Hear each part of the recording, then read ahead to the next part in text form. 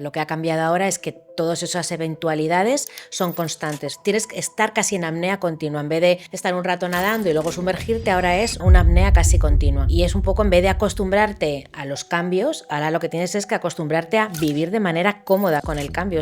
Tío, de hecho, este podcast probablemente se llame El valor invisible. Como los intangibles están redefiniendo el futuro empresarial, ¿no? Pues un intangible, tú coges una empresa, miras el valor que tiene según libros, es decir, según la contabilidad, y luego ves lo que un tercero ha estado dispuesto a pagar por esa compañía. Pues esa diferencia entre lo que dicen los libros y lo que ha generado en esa operación son los intangibles.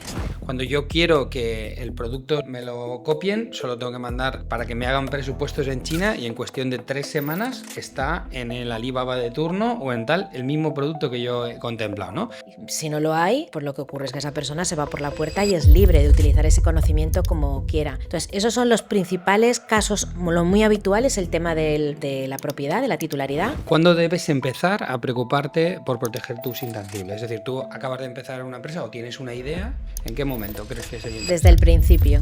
Aunque no hagas nada por algún motivo, por lo menos tenerlo en esa hoja de ruta y en tu matriz de riesgos, porque el no hacer genera un riesgo. Entonces, por lo menos tener esa información. Hola, bienvenidos al episodio número 9 de nuestro podcast NextGen E-Commerce. Y hoy tenemos un invitado especial y único por el momento, y es que es la primera mujer que invitamos a realizar un capítulo y además es de las personas y de las mujeres más potentes que conozco. Hola, bienvenidos al episodio número 9 de nuestro podcast NextGen E-Commerce y hoy tenemos un invitado especial y único por el momento, y es que es la primera mujer que invitamos a realizar un capítulo y además no es solamente la primera mujer, sino que Eva Toledo es de las personas y de las mujeres más potentes que conozco. Yo creo que eres tan potente como mi mujer. Porque si no lo nombro luego, esto, ¿sabes? Y me lo dice. Y tú, que la conoces personalmente, le gusta que estemos ahí. Pero la realidad es que Eva, tenemos una relación profesional y personal desde hace 20 años. Y yo creo que es de las personas que he visto más progresar, más dirigir, más liderar en todo este camino. Ella es la co-CEO de Padima y actual CEO de Padima, y al mismo tiempo... que Padima se conoce porque es la empresa de protección industrial de referencia, yo creo que en la Comunidad Valenciana y sobre todo en Alicante, pero al mismo tiempo eres presidenta del Círculo de Directivos de Alicante y organizas un montón de eventos y de formaciones relacionadas con cómo se toman decisiones por parte de los directivos y de la estrategia, ¿no? Así que bienvenida y encantado de que estés aquí, Eva. Yo estoy súper contenta porque todo lo que haces me encanta, apoyarte y que estar un ratito contigo es maravilloso. Ser la primera mujer que viene a vuestro podcast, pues bueno, ya tengo algo que apuntarme también en el currículum y te voy a hacer 2 correcciones. La primera es que nos conocemos hace 27 años, que es la edad que tiene Padima, y empezamos a trabajar con vosotros en la parte de tecnología desde el principio. Y bueno, y luego también que yo creo que lo de tu mujer, más que una corrección, es una puntualización. Las dos nos llamamos Eva. Yo creo que alguna cuestión, ¿no? Esa generación de Eva María se fue, se ve que fuimos una buena cosecha. Sí. Yo cuando le digo, hoy voy a tener un podcast con Eva, y me dice, ¿qué Eva? Digo, pues Eva Toledo. Ah, vale. Porque siempre teníamos esa disyuntiva. Bueno, Eva, llevas liderando, tú has dicho 27 años, la realidad es que yo digo 20 porque ya no me mola eso, no sé si es un valor decir 27, 26, 25, o sea, yo ya digo hasta 20 años, que es mucho tiempo, ¿no? Pero llevas liderando y tomando decisiones estratégicas ya muchísimo tiempo, ¿no? Si tuvieras que definir qué es hoy ser directiva, ¿cómo lo describirías? Ahora mismo es un momento tan complicado que creo que cada uno debe tener su receta, pero yo creo que hoy en día ser directivo implica el tener una parte muy humana, pero a la vez tener muchos conocimientos de la tecnología y del estado actual de las cosas para equilibrar, ¿no? Yo siempre digo lo de equilibrar corazón y cabeza, y creo que ahora es un momento ejemplar, ¿no? Donde tienes que ser muy rápido, conocer, como digo, herramientas como la IA, conocer acerca de qué está pasando en el mercado, pero no puedes dejar de lado los sentimientos de tu equipo ni los tuyos tampoco propios. O sea, un directivo que ahora sienta que está quemado, que está fuera de lugar o que no está cómodo donde está, también tiene que irse, o sea, tiene que escuchar a su propio corazón. Pero bueno, durante todo este tiempo, yo creo que en más de 20 años hemos vivido momentos convulsos de todo tipo. ¿Qué ha cambiado realmente dentro del entorno? O sea, nosotros que dirigimos equipos con mucha gente, ¿qué ha cambiado para el directivo actualmente? ¿Cuál es el entorno de cambio que realmente podemos decir? Bueno, los cambios han existido siempre y los momentos de incertidumbre, como tú bien dices. Hemos vivido la pandemia, hemos vivido la crisis del 98, hemos vivido muchas situaciones, pues muchos estallidos también bélicos, pero yo creo que ahora, si antes eran, digamos, como unas curvas ascendentes y descendentes, como una ola, yo creo que ahora es muy continuo. Lo que ha cambiado ahora es que todas esas eventualidades son constantes, o sea, es como que no te da tiempo, tienes que estar casi en apnea continua, en vez de estar un rato nadando y luego sumergirte, ahora es una apnea casi continua. Y es un poco, en vez de acostumbrarte a los cambios, ahora lo que tienes es que acostumbrarte a vivir de manera cómoda con el cambio, o sea, saber que eso es lo habitual, lo que va a ser una constante. Sí, yo el otro día veía el gobierno y sus medidas anticrisis. Yo creo que la crisis fue hace ya bastante tiempo y no ha parado de haber Sí, crisis todo el rato. Y sí. entonces es una dinámica en la que yo creo que todos los negocios, todas las personas necesitan tiempo de reposo, o sea, tiempo de ver que las cosas van bien y tomar decisiones, ¿no? Lo de hay que tomar decisiones cuando las cosas van bien. Pero hoy en día todas las decisiones parece que son rápidas y que son inminentes porque si no, se acaba el mundo. Yo de vez en cuando encuentro clientes que me dicen, no lo vamos a hacer, vamos a esperar y vamos a ver qué sucede. Por un lado, veo grandes compañías que son transatlánticos y que Mm. saben que, bueno, les puede afectar, pero tampoco les va a afectar tanto, ¿no? Porque nosotros que nos movemos en el entorno digital puro, pues las compañías no son puramente 100% digitales, para nada. O sea, eso es un porcentaje pequeño, ¿no? Pero la realidad es que te das cuenta de que sí que está cambiando el entorno, pero tenemos que valorar cuánto afecta al negocio ese cambio, ¿no? Porque es un cambio muy de visualización y comunicación, o sea, todo está sucediendo a nuestro alrededor, pero cuánto afecta realmente a nuestro negocio, ¿no? Yo creo que esa pausa es la que tiene que tener el directivo para evaluar cuántas de estas cosas le van a afectar o le están afectando diariamente, ¿no? Entonces ahí viene el juego de siempre, ¿no? Ahora está de moda, no sé si dentro de 2 años cuando siga haciendo el podcast hablaremos de la IA o de algo así, pero bueno, en la parte de la inteligencia artificial está claro que está cambiando todo. Bueno, todo no lo tengo tan claro que lo esté cambiando, pero desde la perspectiva real, ¿qué debería ocupar o preocupar a un directivo de lo que tiene que ver con la IA? Yo creo que tienes que estar formado para poder tener conversaciones con proveedores y con clientes y entender. Si no estás fuera de esa conversación, el directivo, sea cual sea su área de especialización, tiene que saber de ella, porque la IA es una herramienta más. Es como si alguien no pudiese manejar el teléfono móvil.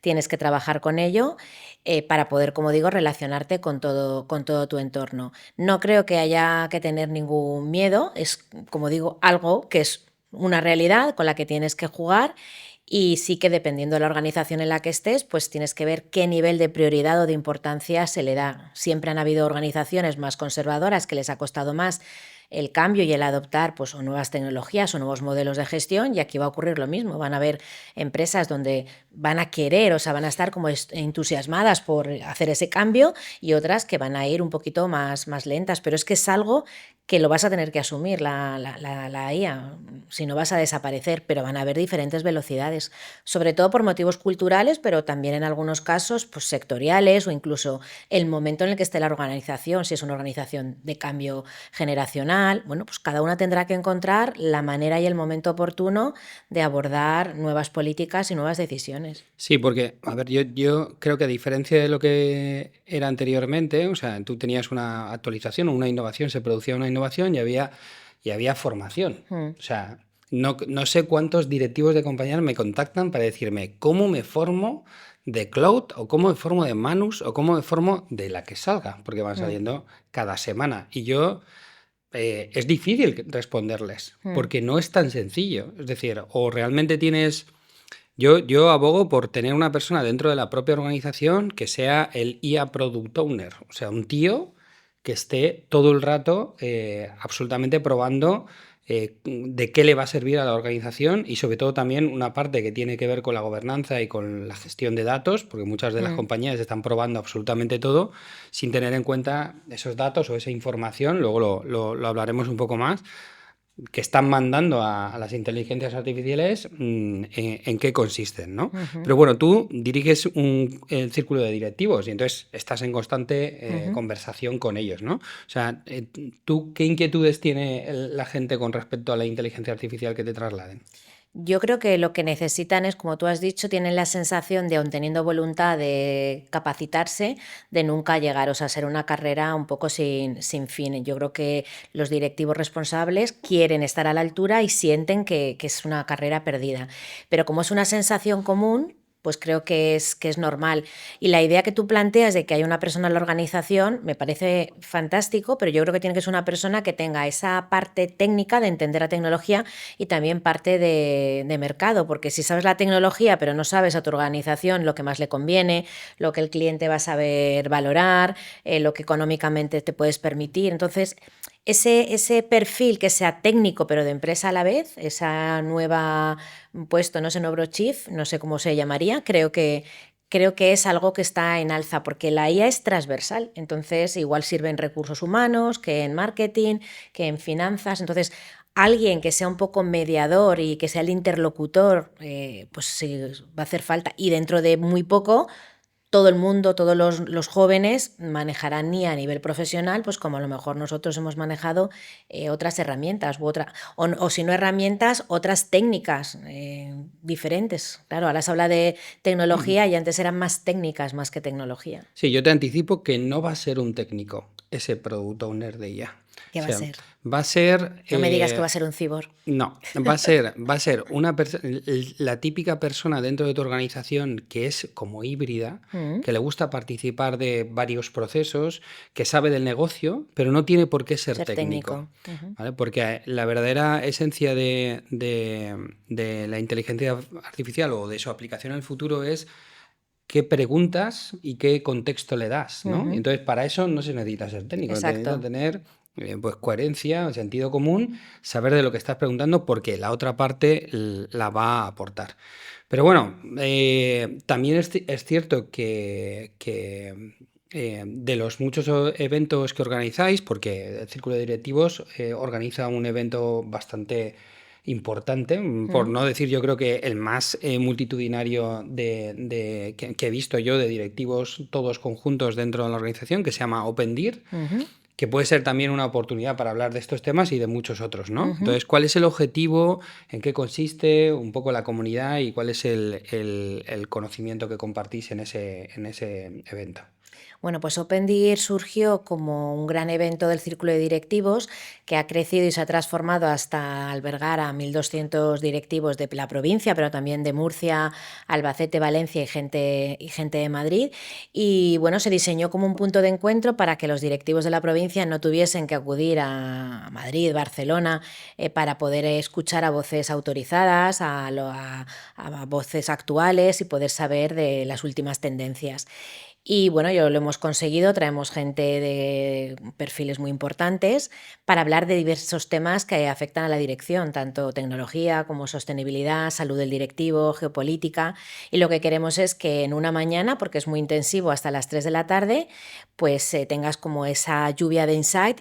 Y el objetivo es que al menos cada uno de las personas que asiste conecte con algo de lo que se oye en el escenario y eso te haga pensar o llevarte un aprendizaje o unos deberes a tu organización. Vale, y si, bueno, para inscribirse o para asistir hay una página web, ¿no? Se llama Sí, OpenDIR. opendir.es. Vale, y desde ahí se puede cualquiera inscribir Sí, de cualquier parte de sí. España para poder asistir. Tenemos también asistencia en streaming, pero que se abre a posteriori, sobre todo es para personas de Latinoamérica que además por diferencia horaria no pueden en tiempo real estar, bueno, pueden, pero estarán durmiendo y entonces consumen eso a posteriori y bueno, a través de la página web pueden ver el programa, todas las noticias que se van sacando y inscribirse ahora que creo que hasta después de Semana Santa todavía está el periodo de Early Bird y también hay posibilidad de comprar paquetes, que sale lógicamente mucho más económico. Muy bien, o sea, yo creo que es uno de los eventos más potentes que he visto, también un poco porque visualmente se hace en el ADA y están Mm. las 1.200 personas presentes.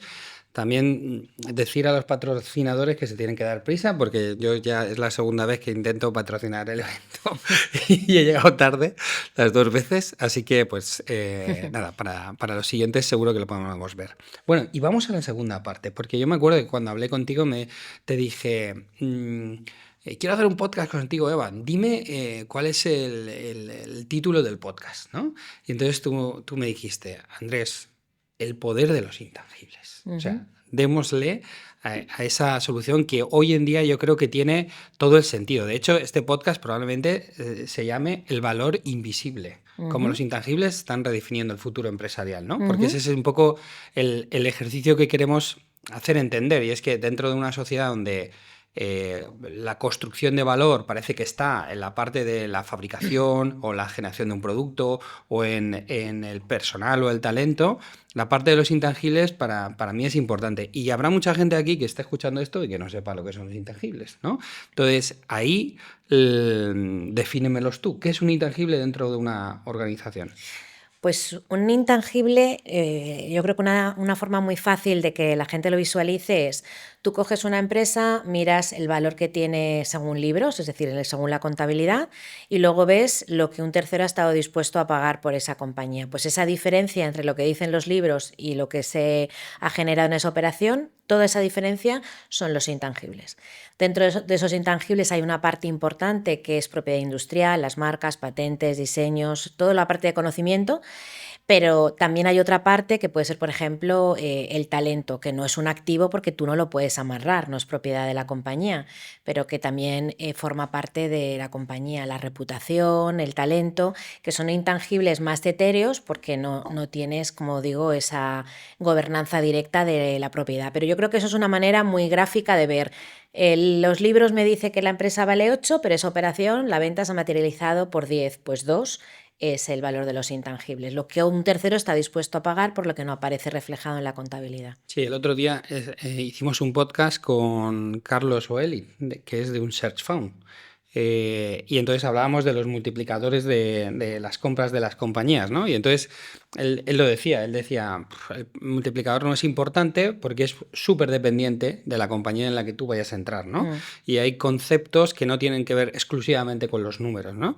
Y yo creo que ahí es bastante relevante porque, o sea, nosotros que hemos vivido varios procesos de compraventa de partes de las acciones de algunos socios que formaban parte de la organización, el número es muy claro de ver, ¿no? Pero al final en una negociación o en una mediación o en un proceso es el intangible lo que normalmente hace ese escollo entre entrar o no entrar, ¿no? ¿Y dirías que hay empresas que están creciendo sin proteger esto? Es decir, hay empresas que están actualmente en ese riesgo de estar creciendo en números, pero no estar valorando la parte de los intangibles que tienen. Sí, la parte de gestión de los intangibles es una asignatura pendiente porque igual que ahora sí que se está midiendo y gestionando la parte del equipo, del talento y también la parte de sostenibilidad, en este caso por obligación normativa, la parte de los intangibles es algo que nadie le presta una atención directa. No hay una política sobre intangibles, no hay indicadores concretos.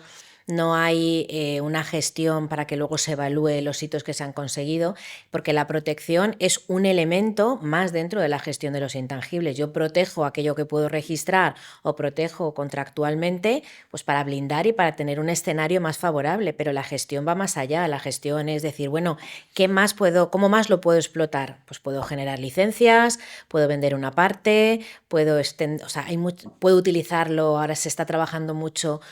¿Cómo podemos hacer para que sobre todo las startups puedan utilizar sus intangibles para pedir financiación? Los bancos son muy reacios porque es algo que yo no puedo tocar. Es algo muy volátil, muy expuesto a fluctuación según los acontecimientos. Bueno, pues tenemos que ver cómo lo podemos hacer bonito, creíble, para que disminuya el riesgo que perciben los bancos y otro tipo de inversores. ¿Tienes alguna experiencia de alguien que poderoso, potente, que no haya cuidado sus intangibles lo suficiente y haya tenido grandes problemas? Entiendo que sí, porque en Badima precisamente vienen cuando tienen un... Bueno, vosotros lleváis con una divulgación espectacular durante muchísimo tiempo, precisamente para hacer un modelo de prevención, porque realmente cuando alguien viene con un problema, el problema, solucionarlo solamente si está protegido es cuando realmente se puede hacer, ¿no? Pero ¿qué ejemplos nos podrías dar de gente que no cuidado correctamente sus intangibles? Casos con nombre y apellido No me digas el no te nombre, voy a pero dar, pero aunque hay muchas cuestiones que son públicas, pero bueno, no lo voy a dar, pero sí que casos muy habituales son cuando se realiza una due diligence previa a un proceso de M&A o una compra o una fusión o lo que sea, pues ver que hay una disparidad en la titularidad, por ejemplo, ¿no? Pues unas marcas están a nombre del abuelo, otras a nombre de otra empresa, otras a nombre de una comercializadora. Eso directamente ahuyenta al inversor, porque es que esto no es tuyo, estoy hablando contigo, Andrés, pero es que las marcas están a nombre de Pepe. Bueno, pues ese tipo de cosas simplemente respecto a la titularidad existe, o respecto a los mercados, un crecimiento desorganizado. Yo hice una serie de registros hace 15 años, he ido creciendo en territorios, incluso en cartera de productos, y nadie se ha preocupado de chequear si la protección que tengo es adecuada o no. Luego temas contractuales con el talento, con la gente. Hay personas core que llevan tiempo en la organización, que tienen un montón de know-how, de un conocimiento muy importante. No le puedes quitar la cabeza a la persona, evidentemente, pero sí que puedes procurar, bueno, pues que haya un tema de responsabilidad, de competencia, de limitar la competencia, incluso de por qué no, de que haya un traslado de esos conocimientos o a algo en soporte tangible o a las personas que forman parte del equipo. Pero eso se tiene que gestionar, tiene que haber una intencionalidad. Si no lo hay, pues lo que ocurre es que esa persona se va por la puerta y es libre de utilizar ese conocimiento como quiera. Entonces, esos son los principales casos. Lo muy habitual es el tema del, como he dicho, de la propiedad, de la titularidad, el tema del crecimiento de mercados y cartera de productos sin que se revise, y el tema contractual con colaboradores internos y externos. Y vivimos en una sociedad que lo sabes tú bien, es muy cortoplacista, parece que todo el mundo se tiene que hacer millonario rápido. Nosotros no somos millonarios, pero llevamos intentando en ello mucho tiempo. La gente busca resultados rápidos, pero ¿cómo encaja esto de los intangibles dentro de ese contexto? ¿Es fácil registrar? ¿Es rápido registrar? ¿Es rápido proteger? ¿O es algo que lleva mucho tiempo, hay que esperar? O sea, hay un tema que yo aprendí, que me lo enseñasteis muy bien, que era importante ser el primero que intentaba registrar algo o publicarlo como que es tuyo, ¿no? Entonces, dentro de este contexto de inmediatez, ¿la ley se ha adaptado a eso? Es decir, a los cambios tan bruscos que hay actualmente en cómo la gente va sacando contenidos, información, etcétera, etcétera. Vamos a ver, la ley no ha habido las diferentes modificaciones, no han ido en ese sentido de tanta rapidez. Lo que sí que es verdad que la tecnología sí que permite pues un rastro y tener evidencias cara a una defensa. Pero siempre la solicitud, independientemente de que el proceso final tarde 3 meses, 3 años o 3 lustros, la solicitud siempre te da un derecho prioritario. Entonces eso no ha cambiado y eso siempre te va a servir frente a otro que vaya después, tú ya lo tienes solicitado. La concesión en diseños es muy rápida, ahora son sistemas de mero depósito, en 24 horas tienes el registro, y en marcas y patentes se ha ido reduciendo el tiempo. No es todo lo rápido que nos gustaría a los empresarios, pero es que también tiene que haber una seguridad jurídica. Tú tienes que tener, si tú estás en el otro lado, quieres que se publique y que haya un plazo para que te puedas enterar y puedas oponerte o presentar observaciones, y eso requiere procedimientos administrativos que se tienen que agotar los plazos. Pero yo diría que ahora también hay muchos más recursos, pues eso, técnicos, porque puedes a través de temas de, bueno, pues como puede ser el blockchain, ¿no? Que puedes de alguna manera probar y no alterar una cadena de creación, y puedes probar perfectamente, no hay ningún lugar a dudas de la fecha en la que algo se creó. Sistemas también de divulgación para machacar a que otro pueda apropiarse de algo que no le pertenece. O sea, yo creo que la ley se ha ido adaptando bastante bien, dentro de que el contexto de todo lo que tiene que ver con lo legal nunca va a estar al ritmo de la empresa. ¿Has tenido alguna vez algún CEO que sea escéptico de los Sí, intangibles y de las muchos, marcas? muchos. Muchos porque además aquí hay muchas leyendas urbanas, pues de cosas que en el pasado no funcionaron, de casos que fueron mediáticos, que se van pasando como aquel, ¿no? De generación en generación y cada uno además añade explicaciones de su cosecha y entonces pues esto no sirve para nada porque fíjate lo que pasó y bueno, pues son casos de que ya los jueces no tienen esa perspectiva o situaciones que ya no se dan. Entonces yo creo que nos pasa a todos, ya no como CEOs, sino como personas que a lo que no conocemos y que nos puede generar un esfuerzo entender, es mucho más fácil el generar una adversión, ¿no? Y el rechazarlo porque es una tarea menos que tenemos en ese checklist. Hay muchísimo escepticismo y más que escepticismo, una falta de conocimiento tremenda. Fíjate que me parece curioso porque no sé si por el deje de que nos conocemos tanto, pero aquí, por ejemplo, no se trabaja con ningún proyecto, sobre todo de emprendedores, que no tengan absolutamente registrado todo. O sea, registrada la marca, en los contextos actuales. A ver, lo que tú decías de que siempre hay alguna historia que se cuenta de las oportunidades que hubieron, yo creo que en el pasado, de registrar marcas que a lo mejor eran mundiales, pero no estaban registradas en territorios específicos Mm. de funcionamiento. Creo que ahora eso es un poco dificultoso, ¿no? Me refiero porque una marca que es global, para, a ver, tiene cierto consideración global, ¿no? Aunque Sí, sí, esté... ahora los examinadores, por ejemplo, en marcas, los examinadores de prácticamente todas las oficinas pueden de manera de oficio, cuando ven que es un caso en el que se persigue un aprovechamiento de la reputación de un tercero, pues imagínate que Coca-Cola no tuviese la marca registrada, yo qué sé, en Guinea Ecuatorial, pues el examinador podría de oficio decir, oiga, Pepito Pérez solicitando la marca Coca-Cola, es evidente que usted no es Coca-Cola y está persiguiendo el aprovecharse y la denegaría de oficio. Eso ahora ya existe, entonces esa picaresca y esos registros con ánimo especulativo cada vez se ven menos. Se ven todavía mucho en agentes comerciales, en Distribuidores o... personas, en distribuidores que forman parte del proyecto y que, bueno, tratan de aprovecharse, pero ya no son marcas tan globales, sino son proyectos más todavía comenzando. Lo mismo en el tema de los dominios, esos famosa época de ciberocupación, pues ahora se da menos, se da, sí, Ciberocupación, como así me gusta. sí, pero ahora se da menos porque claro, ya primero que ya hay menos que ocupar y segundo que la gente, eso fue tan conocido y conversado, pues que la gente ahí se ha espabilado. Bueno, vamos a una parte muy operativa y práctica con preguntas concretas para que tú la Venga, puedas a decir. ver. ¿Cuándo debes empezar a preocuparte por proteger tus intangibles? Es decir, tú acabas de empezar una empresa o tienes una idea, ni siquiera tienes empresa. Ujú. ¿En qué momento, o ya es cuando estás facturando por algo, en qué momento crees que sería Desde el interesante? principio. Aunque no hagas nada por algún motivo, por lo menos tenerlo en esa hoja de ruta y en tu matriz de riesgos, porque el no hacer genera un riesgo. Entonces, por lo menos tener esa información. La marca, desde luego, desde el minuto cero, porque es la manera en la que te vas a dar a conocer. O sea, vas a volcar tus recursos y tu esfuerzo en que te conozcan con esa marca. Y la parte de tecnología, de diseño, de conocimientos, pues va a depender del peso que tengan en el proyecto, pues que sea más o menos prioritario, pero por lo menos conocerlo y estar, como digo, en esa matriz de riesgos. Sí, yo creo que Padima ha sido la empresa que más noes me ha dicho en la vida, porque claro, cada vez que le mandamos una nueva marca, un nuevo proyecto, el cliente tiene cierta inclinación a ponerle algún descriptivo de lo que Mm. realmente hace en el proyecto, ¿no? Y desde Padima siempre me dicen, puedes intentarlo, pero no te aconsejamos en ningún sentido que utilices esos términos porque no van Mm. a funcionar, ¿no? O sea, yo creo que ahí la diferenciación desde el principio, yo creo que es la Es base. importante, O te sí, pones un nombre imposible como nos pusimos nosotros, ¿vale? también. Que de 3DIDS y aún así lo protegí, Sí. ¿eh?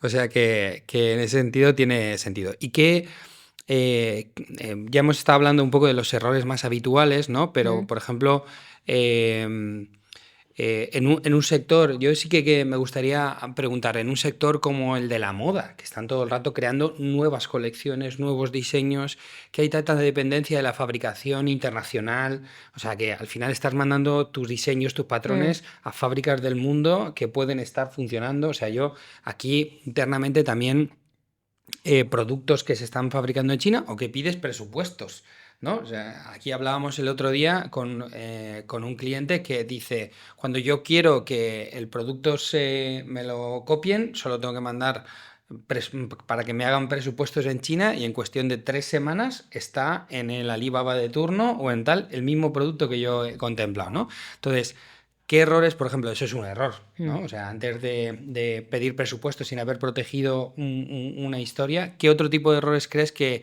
son los que más comete la gente? Pues yo creo que al principio es, si hablamos, por ejemplo, de startups o de empresas, o sea, emprendedores, es el no, dentro de ese pacto de socios, no establecer bien quién entrega a quién, de qué es qué y qué ocurre con esos desarrollos futuros, porque al principio, pues bueno, puede haber mucha ilusión y alegría, pero en esos proyectos de emprendedores y en esas startups, pues pueden haber desacuerdos rápidamente cuando haya que poner más dinero o tomar decisiones importantes donde no hay alineación. Y esto es importante, ese es un error, el no pensar desde el principio que puedes no acabar con los mismos socios con los que has comenzado. Y ahí la propiedad de las ideas, bueno, las ideas no se pueden apropiar, pero esos conceptos, los desarrollos, si es un tema de digital de software, si es una creación artística, todo ese tipo de cuestiones. Luego, otro error importante son los colaboradores. Es dar esa información sin que haya un contrato de confidencialidad, sin que haya unas medidas de aseguramiento de la información. Y luego en la parte de comunicación es muy usual que hagamos una infrautilización de las redes sociales y de la página web donde tú puedes trasladar que esa idea es tuya, que eso está protegido o en vías de protección, que nos autoriza el uso. Creo que lo infrautilizamos, que tenemos, fíjate, herramientas de impacto global y muy rápido, donde no lo estamos utilizando como medidas disuasorias e informativas que pueden servir a clientes, a nuestros colaboradores y también, como digo, para los malos, pues que sepan que estás informado, que estás declarando que eso es creación tuya, que estás diciendo que no autorizas a terceros a que utilicen unas fotos sin tu consentimiento. Entonces, eso también es un error muy común. Pero hablas del concepto de que en todos sitios pongan marca registrada o que tenga el sello No, de lo registro puedes o cómo. poner si lo tienes registrado, si no, no lo puedes poner, pero si la marca la tiene registrada, ponerlo. Cuando haces los avisos legales de la web, pues decir las creaciones que son tuyas. Si has desarrollado una innovación, pues en la noticia que cuelgas o en un periódico o en la web, pues el indicar que es una innovación, no sé cuántos, que está en vías de protegerse o... Es decir, utilizar nuestros propios soportes, que eso fíjate si es económico, para hacer marca y para generar barreras, porque la protección no solo es el registro, también lo consigues con temas contractuales y con temas de comunicación. Si yo te digo, Andrés, esto es amarillo, Andrés, esto es amarillo, pues al final dices, ostras, pues ahí no voy que es amarillo, porque te lo estoy diciendo. Entonces, hay medios muy baratos, muy accesibles, que no utilizamos como esa medida disuasoria y eso también es proteger. Y bueno, yo voy a hacer dos preguntas que tengo yo, ¿vale? Vale. Una te la he preguntado 850 veces, pero te la vuelvo a preguntar. ¿El software es registrable? El software aquí en Europa Lo digo no... porque hay muchas Sí, peleas sí. de empresas y de startups que hablan de que el código fuente que yo creé o el Mm. algoritmo que no sé qué, ahora mismo Cloud Code es una herramienta de una sola persona que en principio ha vendido un solo tío y le han pagado 1 billón. Mm. Entonces, la pregunta es, ¿el software, cuando tú estás en comandita con 4 o 5 personas creando tu propia aplicación Mm. que actualmente sigue existiendo? ¿Eso se puede registrar de alguna forma para que tenga un valor? Porque yo soy de los contrarios. O sea, yo creo que no se debe registrar y que no tiene valor. Pero me gustaría escuchar tu opinión. Vamos a ver, el software aquí en Europa no es como en Estados Unidos, donde sí que existe la patente de software. Aquí el software se protege dentro de las creaciones de propiedad intelectual, de derechos de autor, igual que están los libros, la música, la pintura. Entonces, es un sitio muy forzado porque la propiedad intelectual está llamada creaciones artísticas y el software no es creación artística, pero así es como se encuadró. La propiedad intelectual no hace falta registrarla, el derecho nace por la mera creación. El autor de ese software, de ese desarrollo, teniendo una prueba de la fecha de autoría, desde ahí nace la protección toda la vida del autor y 70 años después de su muerte, porque no lo puedes proteger por vía industrial, sino por vía intelectual, pero te protege solamente frente a la copia servil o algo cuasi idéntico. Por eso se habla de lo del código fuente. Si resulta que tú tienes un software que tiene solamente una parte, un módulo, que es lo que realmente lo diferencia de lo demás, pues protege solamente eso, porque si alguien altera la totalidad del código fuente y consigue el mismo resultado, no habría una copia. O sea, ahí también tiene que haber una estrategia. Si tú en un software utilizas muchas partes ya conocidas o habituales y tú solamente aportas valor en un trocito de toda esa secuencia, protege solamente eso, que es lo diferencial. Claro. Y esa copia concreta sí que te podrás defender. Vale. Esa es un poco así, no sé No sé si os ha si... quedado claro, a mí nunca me queda claro, por eso Ya. es la 850 veces Bueno, que nos lo tal. veremos para la 852. Y luego, por otro lado, haciendo también recuerdo de un gran cliente mutuo que tenemos, nuestro querido Francisco, saber si las marcas, realmente las marcas de moda, registran todos los diseños de toda la ropa o de todas las No. piezas que utilizan, o utilizan ese término que tú dices de publicación y visibilidad con el fin de protección. Ahí hay dos factores, o tres, casi te diría que tres. El primero es el número de las colecciones y el ritmo. Hay sectores de la moda muy intensos con colecciones casi cada semana o cada 2 meses y con gran número, y otros donde hay menos modelos o menos artículos y 4 estaciones o 2 veces al año. Eso condiciona mucho tu capacidad de protección vía registral. Lo segundo es también la cultura y la política de la empresa.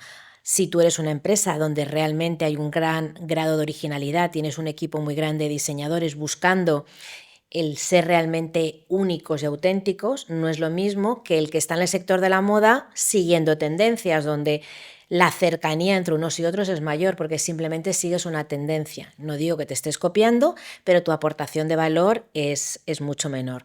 Y luego está también el tema de tu nivel de competencia, es decir, qué recursos puedes dedicar. Con esos tres factores te diría que hay que hacer una estrategia única, combinando, o sea, muy híbrida, y decidirás probablemente qué cosas registras a través de diseños, qué cosas utilizas la figura del diseño no registrado y de la propiedad intelectual, y qué cosas no registras pero proteges a través del tema de divulgación y de comunicación. ¿Qué es mejor? No hay una fórmula mejor, es la que mejor se adapte a la tipología de empresa, por su capacidad financiera, por su nivel de originalidad y también por el número de creaciones y la intensidad a lo largo del año, las colecciones. Todo eso lo condiciona. Todo eso es algo que hacéis. Es decir, cuando entra Claro, una compañía de este estilo, que por ejemplo o es de reciente creación y está creciendo y aumentando su nivel de facturación, de producción, de dispersión, etcétera, etcétera, hacéis toda una labor de asesoramiento para claro, saber cómo ejecutar eso, porque correcto. a los empresarios no nos cuentan esto. Hay que sentarse con el CEO, con los directivos de la parte de diseño, de mercado y con todos ellos establecer eso, dónde aportan ellos novedad, cuáles son, digamos, los diseños más singulares, dónde creen que van a encontrar más éxito, dónde existe más colisión con los terceros, y con toda esa información pues se hace un plan ideal. Luego sobre el plan ideal pues pueden haber cambios, pueden haber limitaciones, pero se plantea lo que sería lo ideal para esas circunstancias. Muy bien. Pues nada, ahora vamos a las preguntas rápidas que te he dicho, Venga, a ver si soy ¿vale? capaz. Entonces, venga, vamos para allá, que seguro que sí. Vamos a ver, ¿marca o producto en una empresa? Es difícil, pero si tengo que elegir, marca. ¿Velocidad o reflexión? Son preguntas muy difíciles. Yo te hablo por mí, por como yo soy, velocidad, IA, oportunidad o amenaza. oportunidad, En una empresa, talento o tecnología. talento, Un error que todo directivo comete. irse al lado oscuro del ego, Una cualidad imprescindible para liderar hoy. humor, Un intangible infravalorado totalmente. La marca personal. ¿Decisiones rápidas o decisiones correctas? Rápidas. ¿El mayor riesgo para una empresa hoy es? Creerse insustituible. ¿El futuro te ilusiona o te preocupa, Eva? Me ilusiona, por supuesto. Muy bien, pues hemos terminado. ¿Has visto qué rápido y qué fácil se hace Genial. cuando tienes a una persona con la que pues te sientas a gusto? Porque la verdad es que yo me siento muy a gusto siempre que hablo contigo, aunque sea breve, siempre es intenso. Sí. Y la verdad es que te agradezco muchísimo el que hayas sido la primera mujer en hacer este podcast. Y Yo muy contenta. no serás la última y probablemente hagamos algún otro, si te Muy bien, parece. sí, cuando quieras, claro que sí, Andrés. Pues nada, sabéis que nos podéis ver a través de YouTube y también a través de Spotify y suscribiros y compartir lo que necesitéis y estaremos encantados de poder hablar con vosotros siempre que lo necesitéis.